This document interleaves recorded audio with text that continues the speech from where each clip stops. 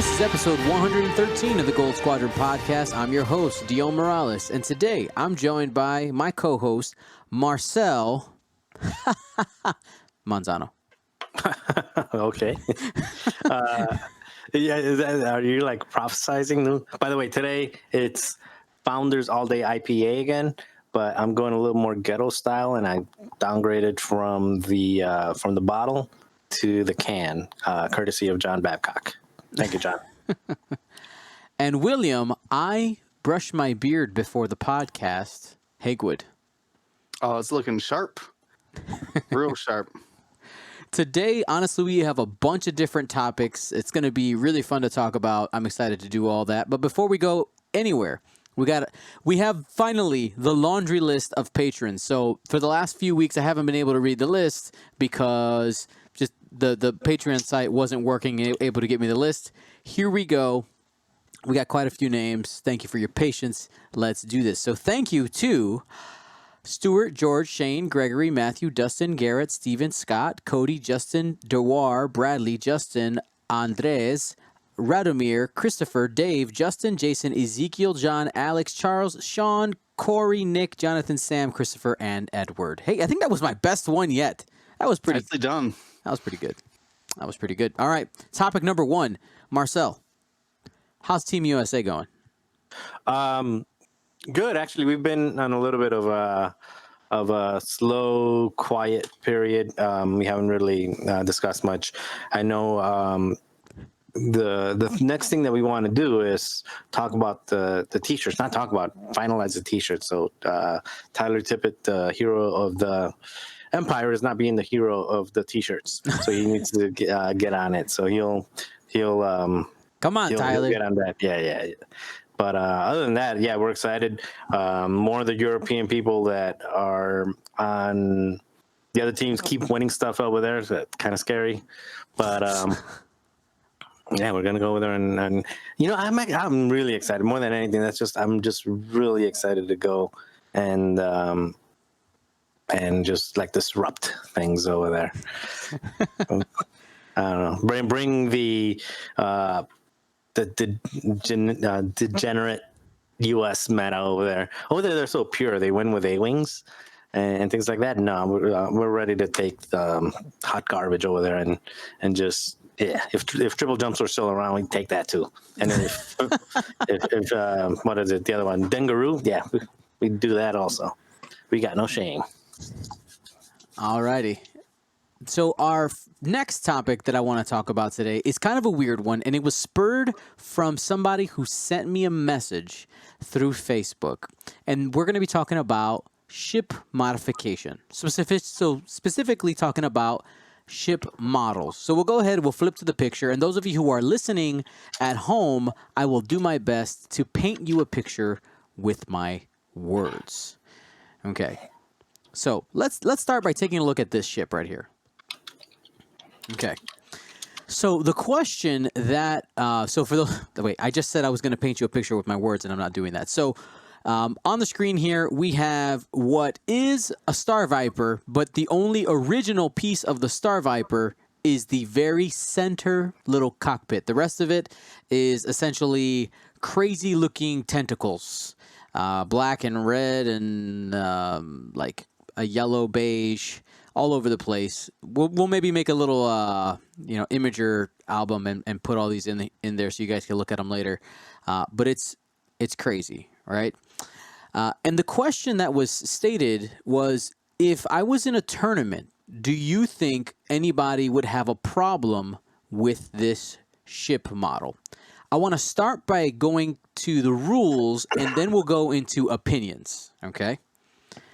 So a couple of people were like, oh, cool. Oh, no, kill it with fire.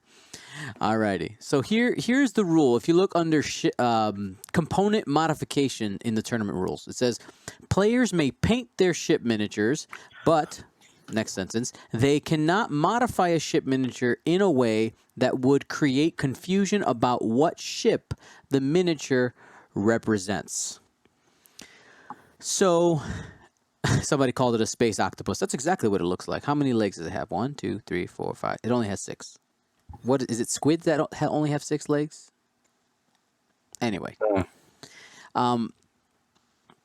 so in a tournament setting, I guess, gentlemen, what I want to talk about is, by the book, this would not be allowed in a tournament if we're just going straight off the book. Now, I know that there are players who would look at this and somebody say, hey, this is my Star Viper, and be like, oh, okay, I don't care. Especially if somebody only has 1 Star Viper on the board. Like, it's usually not a problem. What are your guys' thoughts on this topic? So, I think if you read the rules again, the second part of the rule, modify the way to where it's no longer recognizable. I think that applies, or what that really calls to more than anything is it going to confuse you to think it's a ship that it's not? And I don't see how you, in that particular one, in the one that you're showing now, I don't see how you can confuse that for anything other than a Star Viper. The Star Viper is the only one that has not only that cockpit, but it's the only one that has that butterfly or that weird, funky wings going everywhere. So in this particular case, you wouldn't be able to confuse it. Now, if you have ships where you're mixing A wing parts with the B wing parts, and it visually you can't tell, and they have A wings and B wings, you visually can't tell, like, easily tell what it is.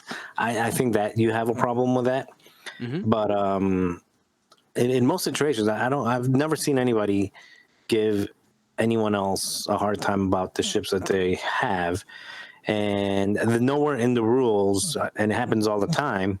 If somebody has a hard time with it, I wouldn't worry bringing the ship to a tournament. If somebody has a hard time with it, accepting it, and they want to be a baby about it, I'll just take it off and fly the base by itself. I mean, people do that all the time. The pegs break and you just fly the base.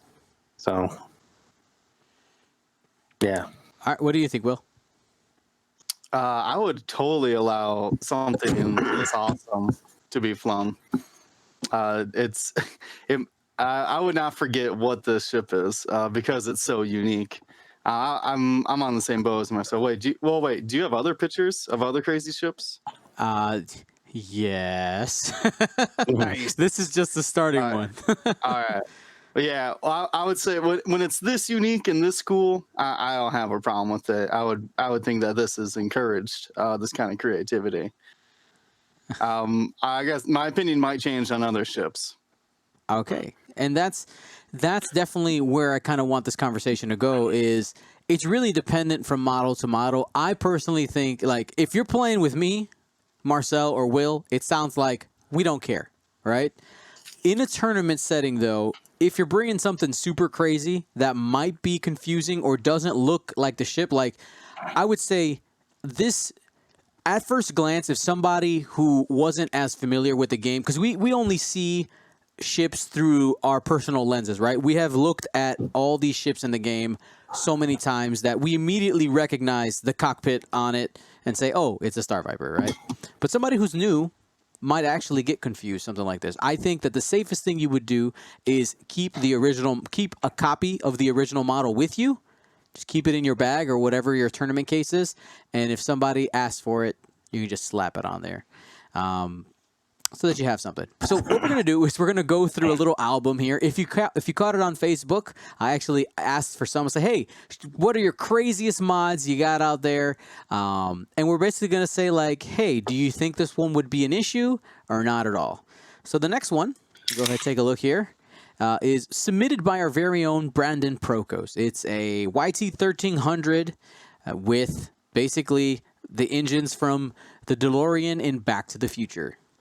Yeah, that depends. Does it have the reverse maneuver, or can it come out one end and then come out in the other one a turn earlier? Sure.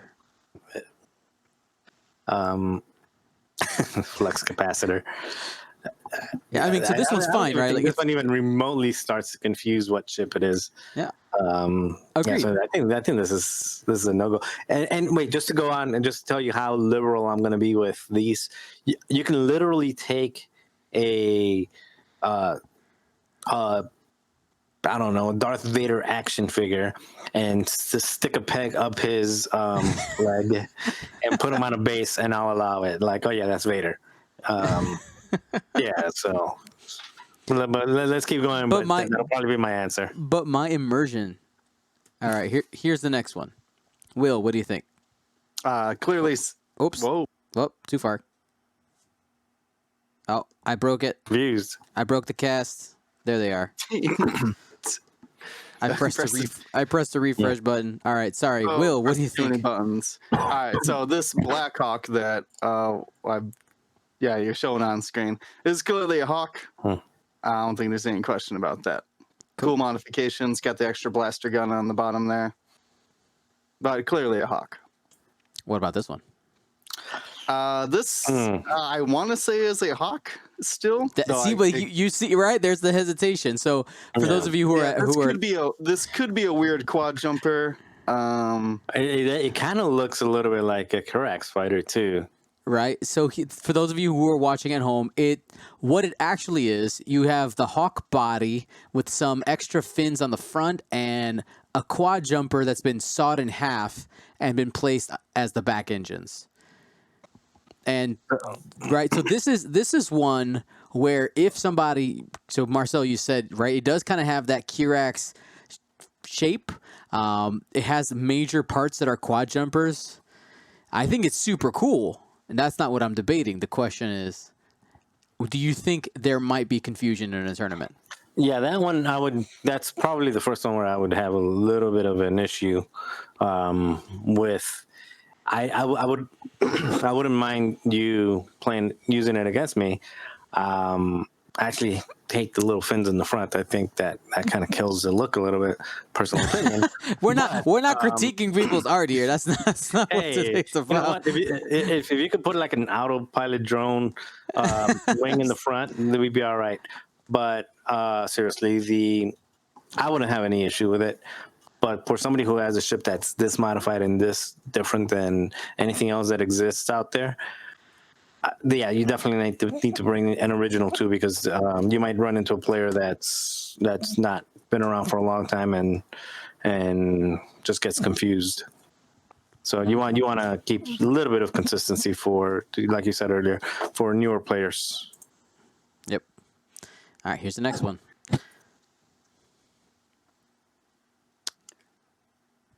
This looks like a hawk with K-wing wings. No, it's not K-wings. It's Torrent. It's VT. Yeah. They're VT Torrent wings. Hawk body VT Torrent wings. Still has majority of a hawk. Just has funny wings. I would say that this one's totally fine. Cool. What about this one? I've seen that one before. So we've seen this mod quite a few times, but it is essentially half and half ship. So people watching at home, this is a G1A starfighter with K-wing wings put on the side. First, I think it's super ugly, personally.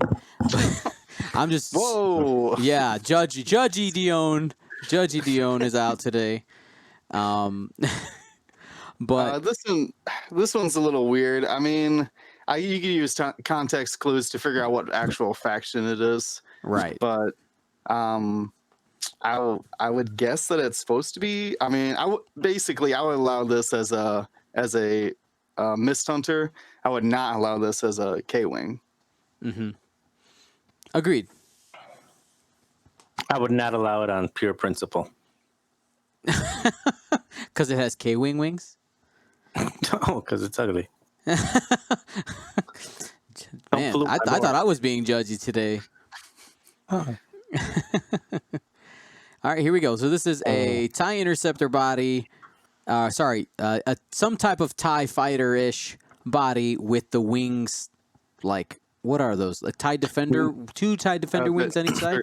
Yeah, they look like strikers to me. Yeah, they look like strikers. They're a little bit longer.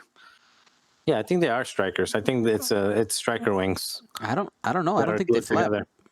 No, I think they're glued together. Strikers don't have guns on the end. So you're saying it's defenders? It's defender. It is defender. Yep. See, this is what I was going to allude to in the very beginning, and I wanted to wait to see if you had a picture of one. With the TIE fighters, it is actually very confusing about what ship this is. Is this a defender? Is it a heavily modified striker? I mean, we can assume it's an interceptor, but we just don't know. So this definitely falls in the category of like, I literally don't know what ship you're flying. Right. And I think something, especially with these type of the ties, is where things start to get a little bit funky. If you're like spamming a certain ship, it probably doesn't matter. But if you start having like an array, you're like, oh, I have interceptors and defenders and strikers in here, and you're like, well, I don't know which one is that? You know, in the actual game, when you're 40 minutes in, you're worried about all your moves. You know, you want to be able to quickly identify, look up, and say, "Oh, I know what ship that is." This is where some of the issues might come in. You know what? I put this one in the slideshow just because I thought it was pretty. Yeah, isn't that one of the European? Yes, I'm pretty sure. We got. Paint us a picture with your words, Dion. So this is a YT-1300 with the center slot filled in to create a squared off look in the front, painted in dark gray with beautiful accenting and shading all around with yellow gradient accents. Ooh. So I had to re-say the comment here. Where do you fly this thing? What? Where do you fly it? Cockpit. I don't know. I have to assume it's between the mandibles. Yeah. Because it doesn't have the original cockpit anymore. Oh, you're right. I didn't even realize that. It didn't have a cockpit. It's the autopilot flying it, I think. There you go. It's just a drone. It is the drone. It's actually miniature sized and fits inside the customized 1300. That's a lie. We're just LOL. Okay, JK. Yeah, that's a cool ship. Maybe it just has cameras. You know what? They got cool technology. You'll be fine. Also, no radar dish in this guy. All right, here's the next one. What about this one? Ooh. So this mod, huh? That's a tack wing, right? What? So this is actually this is also another YT-1300, but it's basically been sawed in half with a G1A cockpit put in the center with kind of an angled body here, but it's to mimic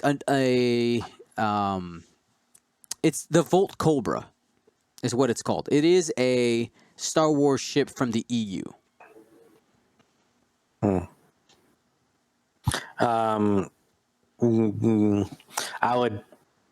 would allow it, but I would also. I think it depends whether you're playing against scum or rebels, right? I think that one's a little bit tricky because it could. I think it can cause a little confusion amongst some players. Mm-hmm. So that's one of the ones where you got to bring. Yes, if you tell somebody, you can walk up to somebody and say, "Hey, this is my YT-24, or this is my TIE fighter." I mean, you can say anything you want to say, but at some point, it's like, ugh. Grab an action figure and stick it on there. You can't get confused with those. What about these? This is pretty easy, right? So, yeah, this is mostly painting. There's some slight mods. There's 4 ships done by Rasta Mace. If you heard of him, he's an awesome modder and painter out of the UK. He took a couple of odds and tucks, made them Mario and Luigi hats. They have eyes and mustaches. You got an Arc 170 painted up like Princess Peach with a crown on it, and then a K-wing that is painted like one of the ghosts from Mario. It's pretty cool looking. But I wanted to show all of these are really talented and really cool, but I wanted to show the full spectrum of like something that can't be confused at all to things that are like obviously like, hey, this can be confusing. At this point, that guy's just showing off. All right. What about this mega decimator, superstar this. decimator? That looks like something from the Marvel MCU. So this is a decimator with the Imperial Raider wings attached, as well as a Super Star Destroyer bridge put on the top. Yep, pretty crazy. This is our very own James Sanjuro, who took a U-wing and basically turned it into an airplane. That's what was done there. No, that's the It's from DuckTales. yeah. So I'm just kind of obviously that's a U-wing, right? Like it's no doubt there. And then we end with the Star Viper Megatron. with doubled wings. What do we think here? I mean, Like, that's no clearly issues? Star Viper. No, that's no issues on that.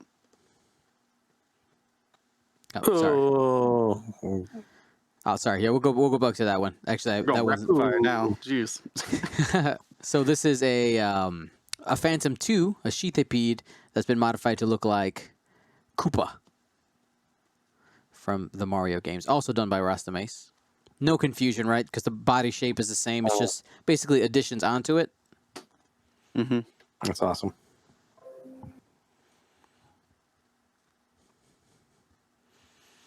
And I think this is the last one. This is a Lancer class pursuit craft with a mod added to the front to make it look like the original model that was supposed to be in the Clone Wars cartoon cartoon before it was canceled. I mean, pretty obviously still a Lancer class, right? Yep. Oh yeah. And last but not least, this is the actual last one. Luke Carrington's Sith this point- infiltrator with, cloaking and a Darth Maul face kind of in the cockpit area. Now Luke is just showing off. Yes. I also wanted to show it off because I really think it's cool. And we gave that away on the podcast, or on one of the streams, excuse me. Cool. All right. So that's just, to kind of sum up this topic. I know that those of you at home, this was maybe a little difficult to listen to, but those of you who are watching, you got to look through those pictures with us. And just keep it in mind, those of you who like to do like crazy mods and stuff like that, I think it's important to really ask yourself, take an objective look and say, can anybody be confused by it? If the answer is yes, I would just bring that extra model with you, the actual thing. And no denying, though, that you are super talented. Every single one of you who submitted something there, top notch. Top notch. I lost the notes. Great. Way to go. Thanks a lot, Marcel. What'd I do? All right, I found it. Okay. So the next thing I want to talk about here is something, we go from talking about art to now talking about math a little bit here. So if you are on the FFG forums and also on Reddit, it popped up on Reddit, an X-Wing player by the name of Andrew Lawrenson, that name might be familiar because we did have him on stream in Seattle during the System Open, did a bunch of testing on his dice. So, there's people out there who say, oh man, my dice, I feel like my dice are just worse. They're just bad. He basically did a bunch of tests. He built a robot to roll his dice a bunch of times, and he taught a computer to read the results and basically do stats on each dice and trying to figure out how good or bad a certain dice was, or specifically how inconsistent the dice were. I found this super interesting, and what we'll do here, for maybe if anybody hasn't actually looked at the whole document, because this document is super long. It's really long. It actually was really fun to read it, but I want to show off the actual wrong one. There it is. So here is the actual the robot doing the thing. So it's flipping around, there's basically a wooden box that has dice with plexiglass on both sides, and as it rolls, like there's on the inside, it's kind of like one of those dice towers that it makes the dice go back and forth. And there's a camera there that has learned how to identify each of the sides. And in his article, he actually goes and explains how he did it. But it's absolutely amazing how he did that. And looking at here, like I'm just gonna go and just kind of do a quick scroll through here. This is, how many pages is this? It's 62 pages. His research here. And it was absolutely fantastic, just going through his research here, just seeing how thorough he was being. Now, I'm not a math guy, but he talks about the inconsistencies of the dice, and basically how do I want to say this? The TLDR, for people who, the too long didn't read. I will admit it was a lot, and some of it I had to skim for the sake of time. There's a couple of issues with the production of these dice. One of them is, so you notice that our dice basically have rounded edges, right? A lot of them have rounded edges. They, when they're making them, they put them through like a rock tumbler so that it rounds all the edges and it polishes them. Which is why there's a bunch of dice. Actually, I have a few of them where one side has been worn more than the other. It's absolutely hilarious. And also, he has pictures here. If we go back, he has pictures of showing the inconsistencies of the placement of the symbols. He actually was able to take measurements, and the conclusion of his research was essentially that for the absolute most consistent play in a specific game, your best bet, if you're actually worried about dice, is to share your dice with your opponent. He suggests a group of 5. 6 is for most people, 5 is going to be fine. I think 6 is the most dice you can roll at the moment. Am I right about that? Attack dice? Attack dice. I know that's defense dice for sure. You can do, it's 6. Attack, you can do 6. No, you got so Wafaro range 1, Wafaro range 1 is 5, with trick shot Jan is 7. 7. All right, so maybe a pool of 7 attack and 6 defense. Though most people, that's not going to be applied to, especially right now. Wafaro is just bad. So wait, if you're cloaking a 3 agility ship, range 3 through an asteroid, isn't that also 7? Getting shot by Zuckus. And you have a stealth device? No, if you put it on, device, there it is. There it is. you can put it on. You can put cloaking and stealth device on. What's that? Correct fighter. This is the rabbit hole you guys want to go down. Okay. Yeah, that doubles the range 3. Wait, So is there not a 3 agility ship with an illicit? No, I'm just saying, but you don't need it because it doesn't. What's his name? Double the range, or does he just add 1? He doubles the range, but it essentially make him a 3 agility ship. So regardless, But if he's got stealth device, he goes from 3. No, he doesn't double. He rolls Adds an 1? additional dice at range 3, so it works okay. against torpedoes. Gotcha. Anyways, moving on, Marcel.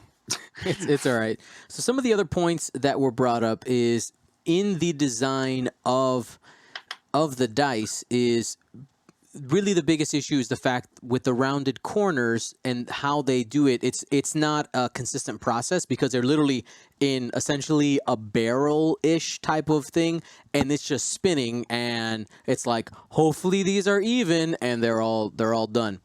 The most random type of dice are ones with sharp corners. So, for instance, if you look at like Vegas casino dice, he actually goes ahead and 3D prints some X-wing sharp corner dice, and did some tests on there. It was pretty interesting, and he was just looking at a couple of different ways to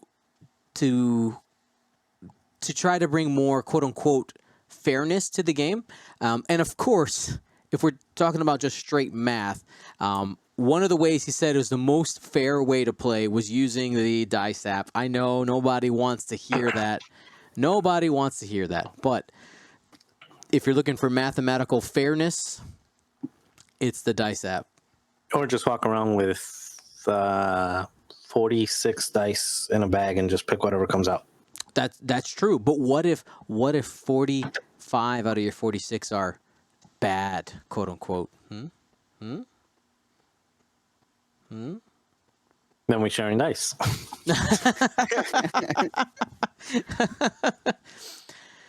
Some of the other ideas and thoughts kind of surrounding this is now that somebody has taken the time, which really I'm absolutely amazed at the amount of depth in this article, and it will be posted in the link in the description if you're watching at home or listening. It's really in depth. I'll admit I haven't read every single word because there's a ton here. But it does beg the question, because now we have somebody who's confirmed the fact that the dice can be, quote unquote, good or bad. Is, as a tournament player, should you be testing your dice and trying to figure out which ones are the best ones and only taking those to tournaments? No. So that's a thin line. I know we've walked into the murky waters now. So I would say, if you believe in your heart your dice are good, that's one thing. If you have tested your dice and have proven they are good, you are cheating. Oh, okay. I mean, that because you have, I guess, taken the time to try to give yourself a statistical advantage above your opponent. Yes, because you're not also bringing bad dice. You're only bringing good dice, and the fact that you're bringing only good dice means that you're willingly having an advantage over your opponent, which is, I believe, called cheating. All right. Like it's now if you have like a regional set of dice, and you're like, these are, I won these are my favorite dice, I believe that they roll well. But if you've never tested it, that belief doesn't really mean anything then. Yeah, like it's really, I know that this is a sticky subject, and some people will be like, wait, no, I know that my dice are good, and I'm going to keep bringing them, and I feel guilty now that you brought it up, Will, and they start to hide. Well, have you tested, like I said, if you've tested them against other dice and they test better, you're now, I don't want to say it, I'm trying to think of, so if I think my range ruler measures the best, okay, that's one thing. If I know my range ruler's shorter than others, that's cheating. All right, so let's go down this path.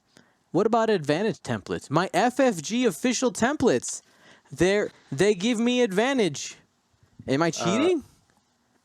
I mean, they're yes. FFG official, Will. All right, so, but all dice are official, so I know. So I brought the best templates, and I want to bring the best dice. I'll wait. Is there not advantage templates? Yeah, I mean, so you have less advantage. Okay, Fair and fair and advantage. Oh, I live in a jaded world then, where all my templates have advantage.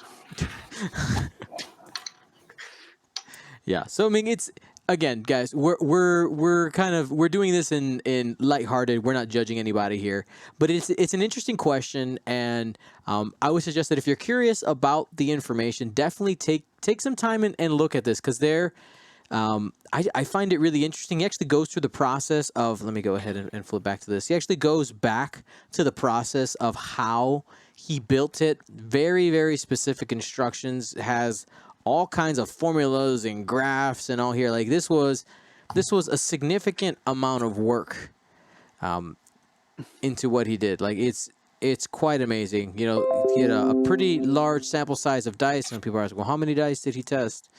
I don't know off the top of my head. I mean, it's a lot is the is the answer, a good amount, and he showed his work. So again, if you're curious, go ahead, take a look. Marcel, any thoughts on this? You've been mostly quiet. Yeah, I'm trying to break the list. Wait, 1 second. Wait, I have a question while Yeah. Marcel's Wait, speaking. am I still? I'm not muted, right? No, we can okay. hear you. Just, Yeah, no, I was messing with the list. But go ahead and ask a question, and then my first question is he selling any good dice? Andrew Lawrence said, "Sell me some good dice." Yeah, you got a set of yeah. 4 or 5 dice that roll well. I mean, Actually, that brings into question the validity of his. Is it all a profiteering scheme? Just saying like, hey, I developed a way to tell you which dice are good, and then he can sell it with all scientific research saying, oh, I'll give you this that lands a hit and a crit on 63% of the chance instead of 50%, and blah blah blah, and then charge you an extra $10 for every 1%. Yeah, you got to question it. Skepticism. So I think at any point, sharing dice is probably always good, and I don't see. Yeah, I don't see it as that big a deal. Like if you think your dice, like William said, if you think your dice are good, good, like good for you. Keep rolling them. If you went through some type of effort and you're cheating, and you know that you're cheating, or you have a sense that you're cheating, I don't know. Call me like optimistic or something, but I think like karma comes around, right? Like it's gonna be on the back of your mind, like, oh, and if a dice doesn't, if it doesn't go your way that one time, yeah, it's just, I mean, it's way too much to carry, and it's really not scientific. I mean, not scientific. It's really not guaranteed. Unless you're doing something like literally loading your dice, drilling it, putting metal things in it or something like that, where you are literally cheating. It's a game, and just roll, bring whatever you want, and if you're like, if it matters that much to you to where you're going through all this, the dice will probably still they'll still roll all blanks when you don't want them to. Yeah, I don't think. Same thing with the wiggle room. You talked about the wiggle room with the with like the templates. Mm-hmm. If you're relying on a millimeter, on cheating and a millimeter in order to win a game, you're probably not good enough to win that game anyway. So you're gonna find another way to lose. Alrighty. So, just to address one other thing in here, somebody to address your question, Will, is he selling any dice, right? So, one problem with the method, which he fully admits, is the fact that when the camera's actually reading the result, it's only looking at the side that's actually going to be hitting the table, not the one that's face forward, because it's inconsistent what symbol is across from each other. Like, it's not always like blank across from blank. You have a couple of blank across from focus. So the testing themselves didn't tell him like which of his dice were good necessarily. It simply was tracking the results to see the consistency of results that would come up on the bottom. Does that make sense? Because there was no way for some of the results to know what was on the opposite side because of the way that machine physically is built. Okay, that makes sense. Yeah. So the answer is no. He's not selling them because he actually wouldn't know. Alrighty. So the next thing I want to talk about here is the whole Barnes and Noble shenanigans. Alrighty. Let's hit this, guys. Let's hit this. So, if you haven't watched was it a rant? Did I rant, guys? Did you guys? Was it a rant? I don't think it was a rant. It was more kind of a rant. I don't think you know how to rant. You don't think? Hey, listen, I can rant. Not today, No. though. I really want to. I think it goes against everything. No, you can't. Yeah, I could rant if I want to. So yeah, I made a video talking about it. You can check it out if you want to. But basically, Barnes and Noble stores across the United States, not all of them, but a lot of them have the Wave 4 product already available for sale in the United States. And the actual official release date, we don't know when it is. So apparently, there is Wave 4 product in the United States that a major retailer can have. And the question is, like, this obviously is going to affect sales for local game stores, but there's a couple of different views on it. Again, I give mine in the video. I'm not going to go ahead and just repeat all that because I was like, it was a lot of time. Marcel, I want you to voice your opinion, and Will, voice your opinion on how this is going. Okay. Well,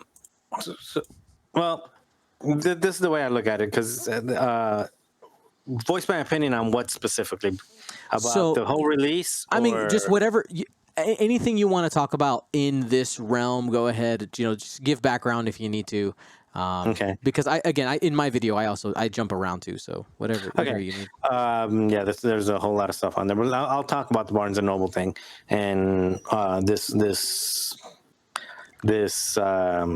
borderline SJW thing going on with you have to buy from your game store. If you're not buying from your game store, you're a bad guy. Or what are you doing? You're just taking advantage. So I hate that whole narrative. I do agree that you got to support your game store. That's not at all what I'm saying. So don't get it twisted.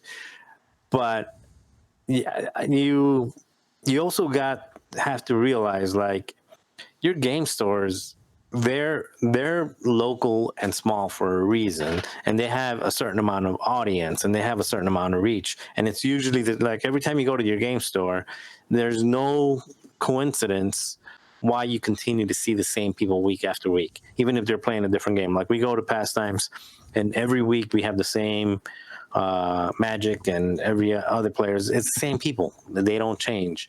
Now, what stores like Target, Walmart, Barnes and Noble allow you to do is it exposes a game, especially when they pick up something that's a little niche. That's in this case, they picked it up mostly because it's connected to Star Wars. That they pick up something that's a little niche, they put it on the shelves. Somebody who doesn't know anything about it, doesn't even know a gaming store even exists, picks it up, buys it, like, oh, this game is really cool, but it's really limited. Start Googling about it and find out that there's actually tournaments. And that's exactly what happened with me. We bought it at a Target, and then we're playing it with 3 ships. We're like, this can't be it, because they didn't have any expansions at Target. And then started Googling, and the very first thing that we found is that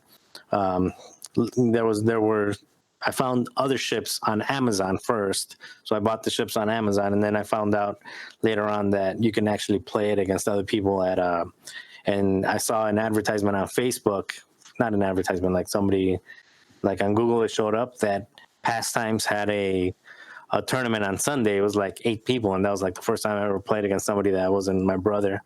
And after that, like, the rest is history. I started playing at Fair Game. I started playing at Pastimes, played at the Game Storm, and all these other game stores. And over the years, it's been like 3-4 years ago. And I must have spent at least $1,000 or $2,000 at game stores at a minimum. And maybe in this hobby, I don't even know, $5,000, $10,000. I don't even know what I've spent on it. And it's all because I found the game at Target. So Yes, if you don't buy it at Target, if you don't buy it at Barnes and Noble, if nobody buys it at those places, they're not going to continue to stock it. You're not going to get new player bases in there. You're not the local game stores that are like, this is the way I phrased it. I don't know if I phrased it this way. I think I phrased it this way on your YouTube channel, on your YouTube post. I said, is it Barnes and Noble, Target, Walmart, or anything else that carries games like this periodically? It's like a gateway drug. It's like your marijuana. You're like, well, everybody's doing it, everybody's buying it, and you get it, and you're like, this is actually pretty good, but my supplier only carries this. Now I want to get some real stuff. I got to go to the dude in the abandoned house, and that abandoned house is a local game store with a friendly guy selling you 1,000 of things that are way more expensive and way more addictive, and then you're addicted, and next thing you know, it's 4 years later, you're $10,000 poor, and you're high on X-Wing, and you need that gateway, and if nobody buys it, it's not going to expose it. You're going to have the same player base all the time. You're going to have the same people going to those same local game stores, and it's never going to grow. Bam. Great points. Great points. Will. Yeah, I mean, I'll be honest with you. I was trying to hunt down hyena at the local Barnes and Nobles, unsuccessfully. No. But that's fine though. Yeah, there's a lot of elf nose memes floating around after it. But no, it really boils down to please. I think I'm paraphrasing, but I read this someone's argument about it. But take a list that you plan on flying, grab a mat, and head down to Barnes and Nobles and try to get a game in. It's not going to happen. Easy as that. I'd rather support someone who wants to help out the community, wants to get that space available for gamers, hold events, all of those things.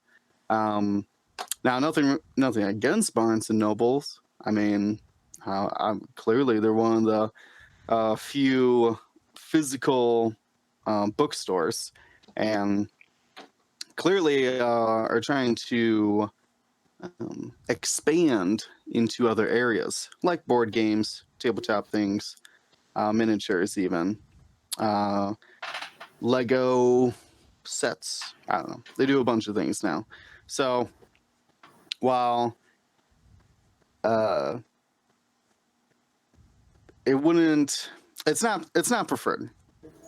Go find where you have a community and support that first. And then if you're unsuccessful there, head to the big box stores. Alrighty. And I guess just to round out and give you guys the summary of a summary of what I ended my video with, talking about it. My biggest issue is, like, I have zero problems with players and where they choose to buy their stuff. Like, I buy all my X-Wing stuff from the local game store, unless there is a ridiculous clearance something. I'm like, hey, we could buy a bunch of those and give them away for charity, which we did. For instance, for like the campaign against cancer, there was like a crazy sale on Amazon where they were selling ships where it was like $3 for E-wings, and I bought like 4 of them. I was like, campaign against cancer, let's make it happen. But my issue isn't with the players. My issue is really more with FFG and just kind of the tripping that has happened over this way with their release, with Australia getting it early, Australia being told to pull it from the shelves. Now it's in the United States, and now FFG has, we have a points release slated for not this week but the following. We're getting reports now that people, they might even be released this week out of like the crazy desperation. I Joan, think in your video, did you sorry Yeah. in your video did you explain why they're having the problem? why there's the delay. But we don't know. That's the thing. We're getting answers. We're getting all kinds of different answers, which is why I didn't put it in there, because it's unclear. Because some people are saying, oh, it's a tariffs issue. Some people saying it's a shipping issue. Some people saying that it's not available, like hasn't arrived in certain countries yet. Like, we don't know. It's really what it comes down to. So we're just kind of waiting for FFG to make a decision and see what happens. But yep. We'll see what happens. Alrighty. The next thing we're going to talk about another touchy subject. Another touchy subject, everybody. And I thought I talked about this last week. Maybe I did it. Maybe I remember having a conversation with somebody. Have we not talked about the IP policy thing? No. Yeah, we did. We did? Yeah, we explicitly explained that we have gifts available for everyone, and you can guarantee gifts by being on our Patreon supporting list. Okay, cool. Oh, is that what you were talking about? Yeah. Oh my God. Okay, but I saw people asking in the chat still. So yes, Minox Squadron changed their name to Fly Better, the Fly Better podcast. Gold Squadron is not changed. We're not changing our name. We're not changing our name because the phrase Gold Squadron has been around longer than Star Wars has even been around. It's Color Squadron has been a thing in military stuff again since before Star Wars. So we're fine in that aspect. So anyway, we should be good. And if there's any issues, we'll figure it out when we get there. You need to put the TM on your logo, by the way. TM. It's ugly. I don't like it. You gotta throw it on there, man. It's brand protection. Okay. You gotta do it. Yes, Dad. I'll do it. Alrighty. Let's go ahead and how are we doing on time? 10:30. 10:30. Let's go ahead. Let's hit the list of the week. All right, the list of the week comes from D. Leon. Again, you can submit lists for lists of the week and also questions for the question of the week on our Discord. You can type !Discord to get the invitation there, and anybody can do that. And if you're not watching live, you can just click the link in the description. It's there as well. So let's go ahead and break down the list. He didn't give us a like an explanation or any type of thing for it, but let's just go ahead and start by breaking down the list. So the list is a resistance list. It has resistance Han Solo in the YT-1300 with swarm tactics, seasoned navigator, hotshot gunner, and engine upgrade, and a Star Fortress with the pilot Vinny with fire control system, pattern analyzer, C-3PO, Rey, and veteran turret gunner, sitting at 193 points. Who wants to take a stab at it first? Let me go first. Okay, Will, go first. All right. So I think that two of these builds, sorry, there's only two ships in this build, but that a lot of these upgrades I think are the essentials here, like C-3PO, Rey, pattern analyzer, and veteran turret gunner on Vidi. Those are very good upgrades to make sure that you have consistent modification while you shoot twice. And for Han Solo, I think Seasoned Navigator with the Resistance Falcon dial is super good. Engine upgrade is also super useful, and Hotshot Gunner works best at Initiative 6. Now, the couple upgrades I have a problem with is Swarm Tactics. You don't really want... If you put Han next to Vinny, people are just going to shoot Han. And all that defensive tech with your Vinny won't mean anything then. But my Vinny's unkillable. Well, I mean, he can be, but your Han's not. So Han needs to be on one side of the board. Also, it's resistance Han. Correct me if I'm wrong. Doesn't he have the deploy anywhere pilot ability? He does. So another reason why taking swarm tactics off of that. Also, I have a problem with fire control system because your actions are going to be C3PO most of the time. I just don't see a situation where you need fire control system. If you are going to take a target lock, you're probably going to spend it and hopefully kill that ship, whatever you're doing. So I'm immediately taking those 2 upgrades off. That's where I'm starting. Marcel, did you have a similar start? Any other upgrades you don't like on this list? Yeah, I took one more off, but Oh, which is it? I took pattern analyzer off. Really? Ooh, okay. Well, here, Will, go down your road, and then we'll have Marcel go down his. I'll go ahead and edit this other copy of it so I have it ready to go. All right. Fire control. I was just seeing where if me and Marcel are on the same train of thinking here, but I'm actually going to leave pattern analyzer on, and I'm going to give Vinny some proxy mines, and definitely trick shot. Man, trick shot needs to go up on large bases because it's so good. Trick shot on Han, right? You're saying? Yeah, trick shot on Han. And that's 4 points left over. Man, I really want to squeeze Rose in there, but I don't really see a way to do it. Pattern analyzer. That's fair. I mean, I guess Han needs the bid for the season navigator, but I don't think he needs it. I'm going full 200 and not caring. I'm putting a little. Ooh, man, there's not a 2 point, or there's not a 4.2 I like. Dude, yeah, there is. Throw in there. If you're not taking a bid with this Han Solo season navigator Han Solo, you need to have informant on there, and target their initiative 6. I mean, if you're not doing that, don't you either need a bid or you need informant with season navigator. There's no 2 ways about it. All right, I'm in on that. Now I'll just drop out. Pattern analyzer. No, I'm just gonna make proxy mines bomblet generator then.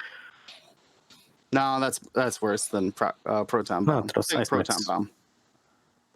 Boom, 200. So we end up with Han Solo with trick shot, informant, season navigator, hot shot gunner, engine upgrade, and Vinny with pattern analyzer, C3PO, veteran turret gunner, ray, and proton bombs. All right, Marcel, what's your version?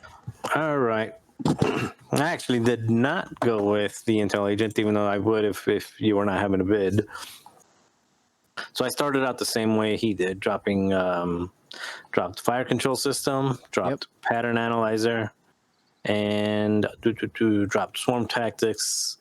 So I'm at 183. I added trick shot for Han Solo because it's essentially a requirement for any large base high initiative ship.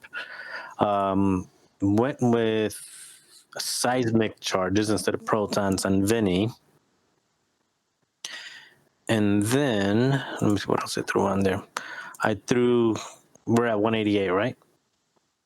And then I actually threw Ray's Millennium Falcon on Han Solo. And the reason I went there is because playing off, you got a bid, you got a 7-point bid, so you're not having the greatest bid, but you have a good bid.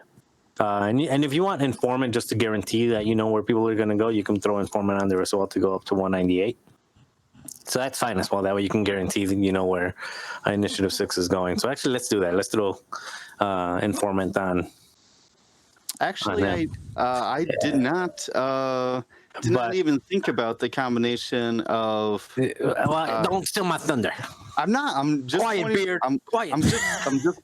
I'm just pointing out that Season Navigator increases the difficulty of the maneuver, which Correct. could end up stressing you. And then with Engine Upgrade, you could then boost. That's the whole Falcon point. title. Yep. So basically, with Season Navigator, Smart. so when Season Navigator gets you out of trouble, like, oops, I picked the wrong lane, so I'm going to go left instead of right. And now with Engine Upgrade White, Race Falcon allows you to still boost on top of that to get even a better shot, because usually when you're going the wrong way, you're probably going to be pointing your arc in the wrong direction.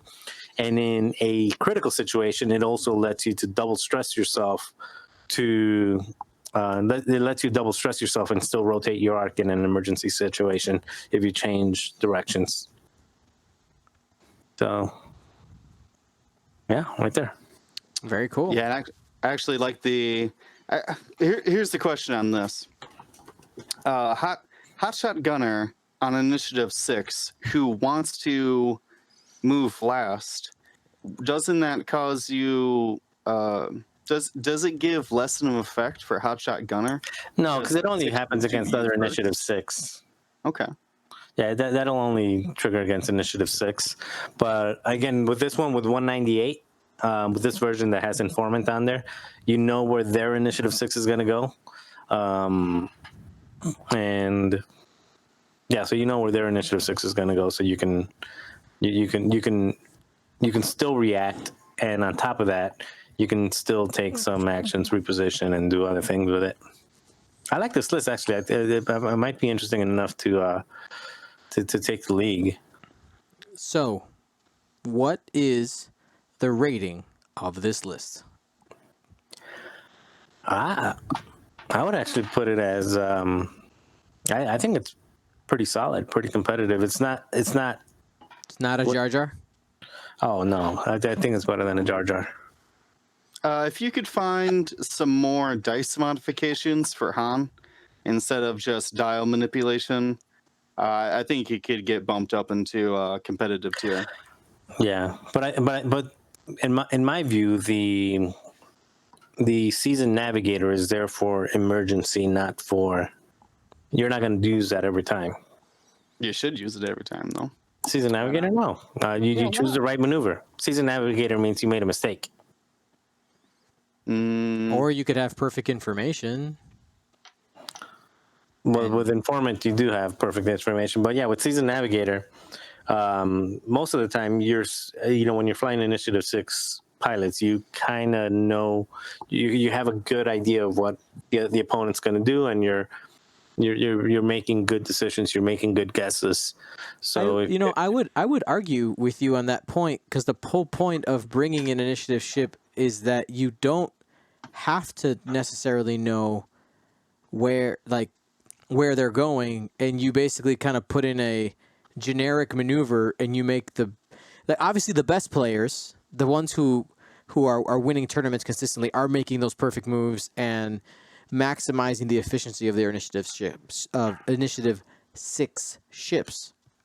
But I mean, also just having the best bid and bringing Initiative 6 can also just give you that just massive advantage of being able to see where everybody moves, and then you get to react to everything.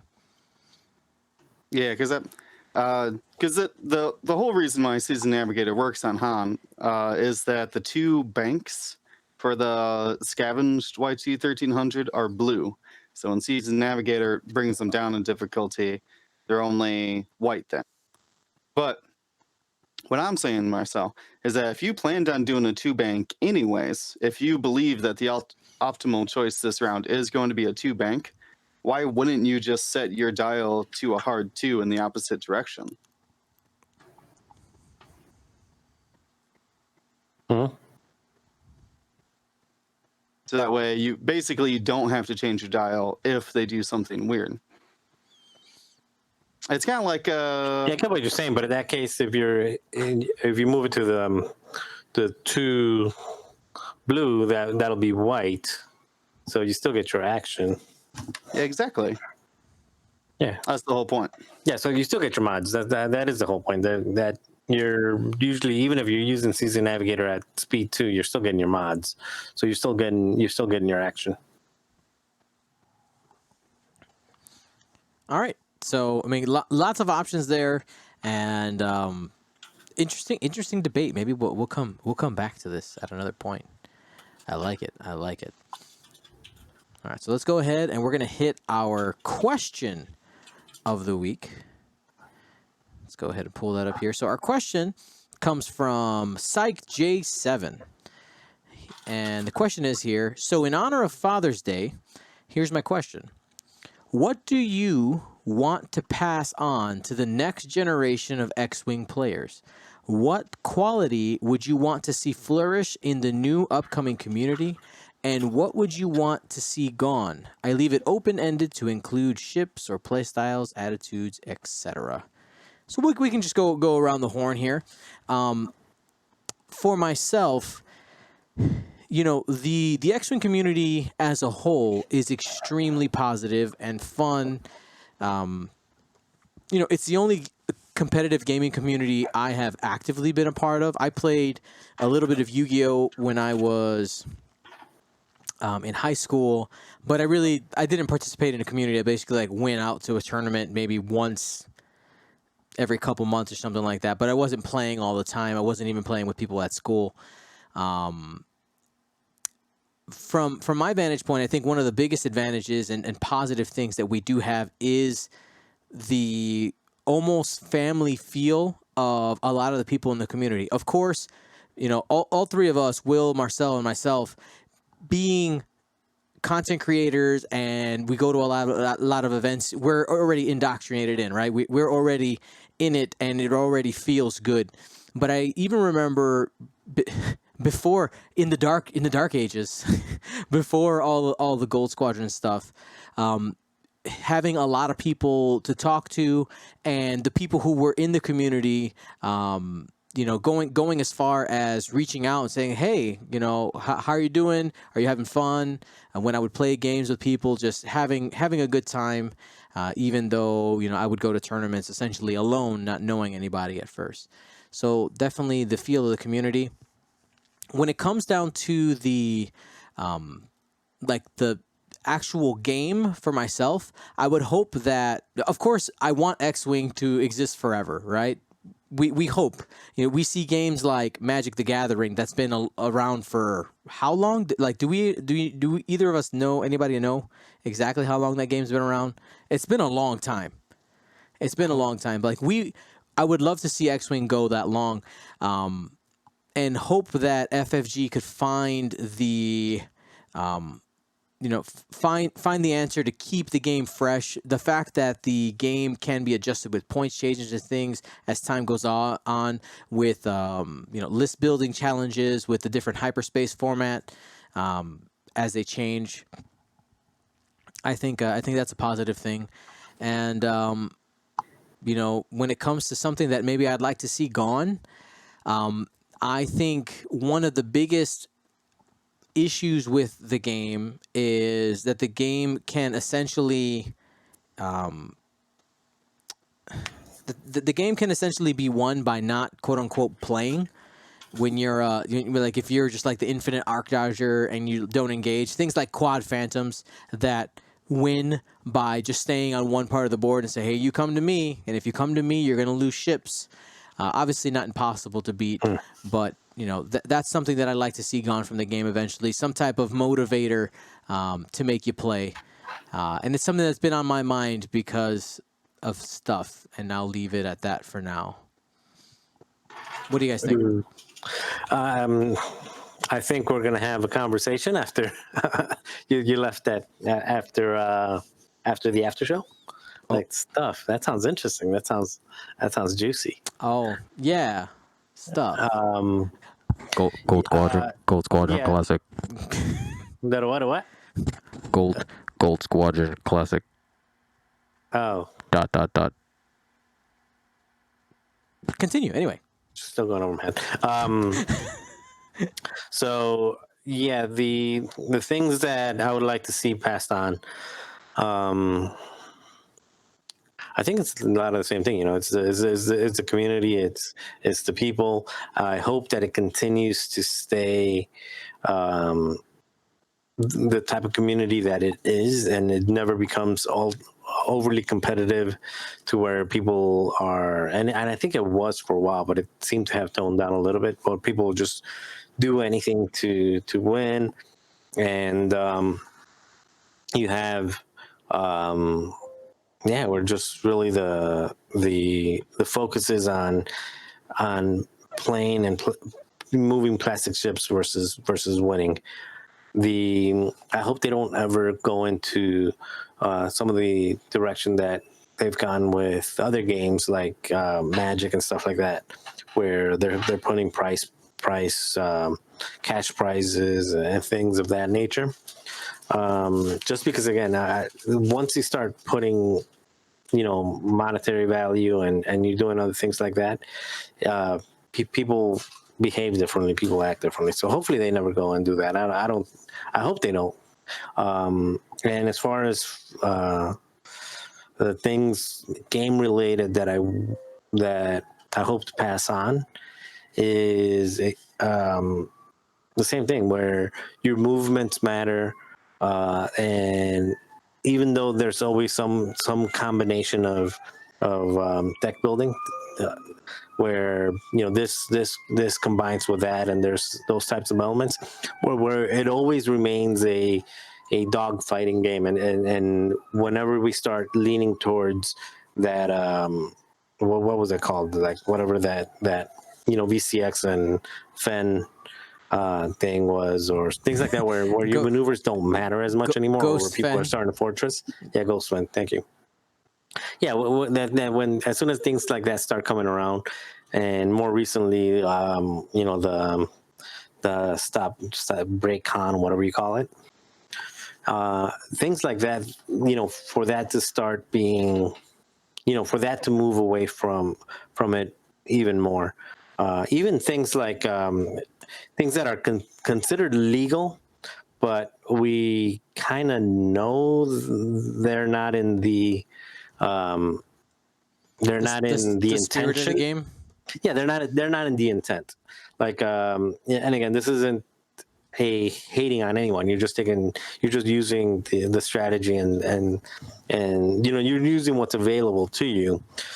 But where you're moving one ship in circles, and then you have the rest of your list basically castled somewhere, and it's like, well, I'm moving a ship, I'm not staying in the same place. Well, yeah, you're moving a ship one hard in the same circle, while the rest of your ships are turtled with guns pointed forward. Like, come on, that's castling. Yes, you're moving, but that's castling.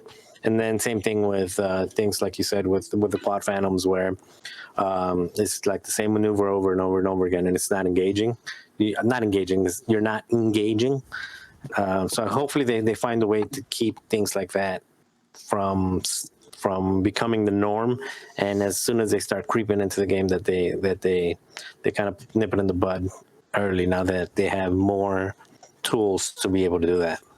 Other than that, I mean, I think the game's in a good state. In my opinion, I think the biggest threat to the game actually comes from the mouse, because the licensing issues.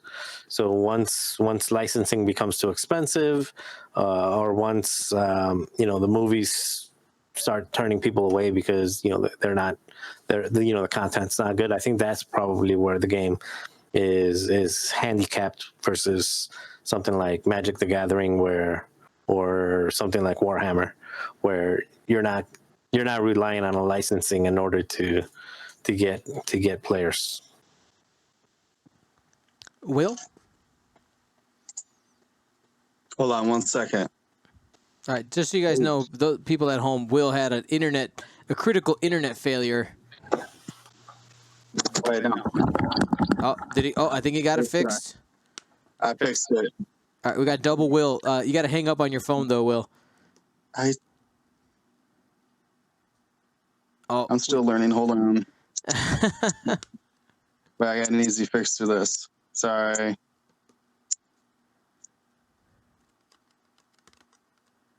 Goodbye, phone. All right. Should just...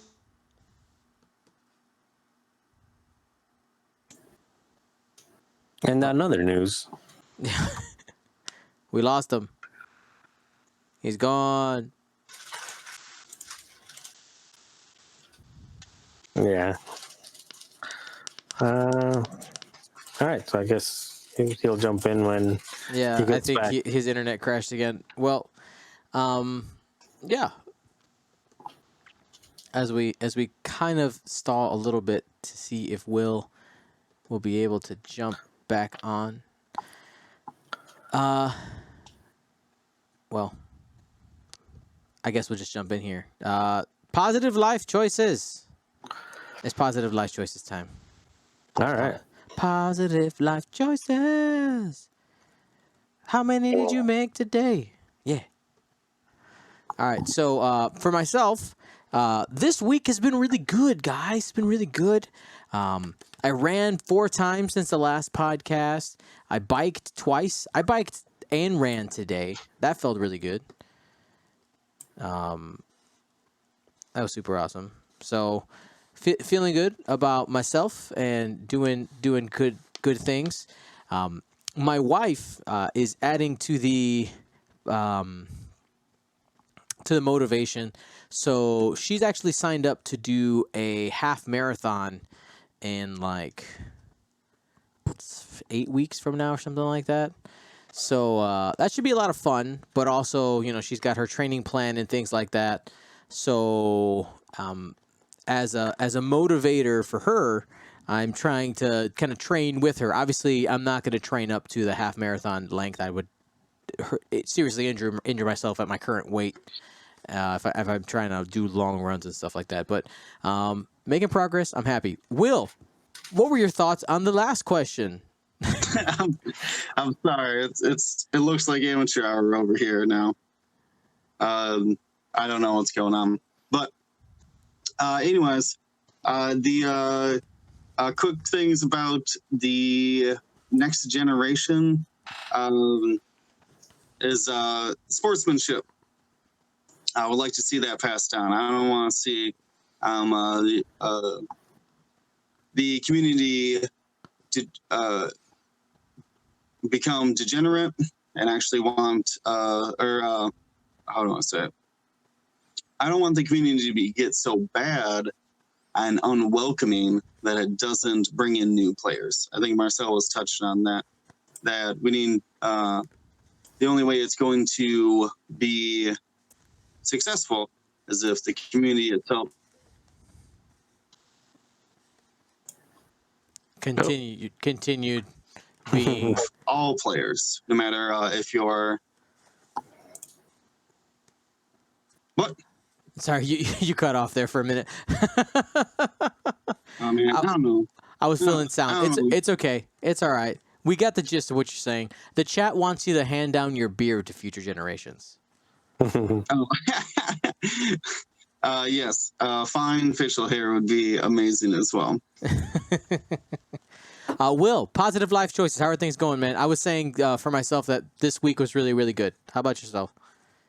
I went to a small X-Wing tournament, and I was able to smoke just a single cigarette for the entire tournament. Not bad, man. Good job. Not bad. Positive life choices. Yep. I'm also going to start shaming everybody who gives me cigarettes, and then, but shame them after I beg them for a cigarette. Please, no, this is for your own good. Alrighty. Marcel, any positive life choices this week? Yeah, today I ran. Today's outside of official like races, like charity things and things like that. Today's the first time that I ran all year. Actually, went out to the river and probably went out there. Look, nice river down there. Went down to the river and put in a 3-mile run. Felt great. Yeah, just listening to some music, and hopefully it's becomes like that, like 3-4 times a week. I would love that. Yeah. So yeah, I got to keep it up. I know for myself, running is one of those things that while you're doing it, it kind of sucks for like the first like 0.8 miles, you hate yourself. You're just like, why am I doing this? This is terrible. And then you get to that middle stretch and you're like, yeah, I'm a god. And it feels amazing. And then you get to that last little bit and you're again saying, why did I run so far away from my house?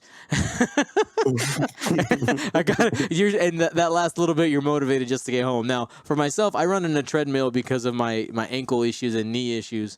But I'm disciplined enough to set like a marker. Say, listen, I'm the goal is to go either X amount of time or X amount of miles, and I am not stopping until we get there.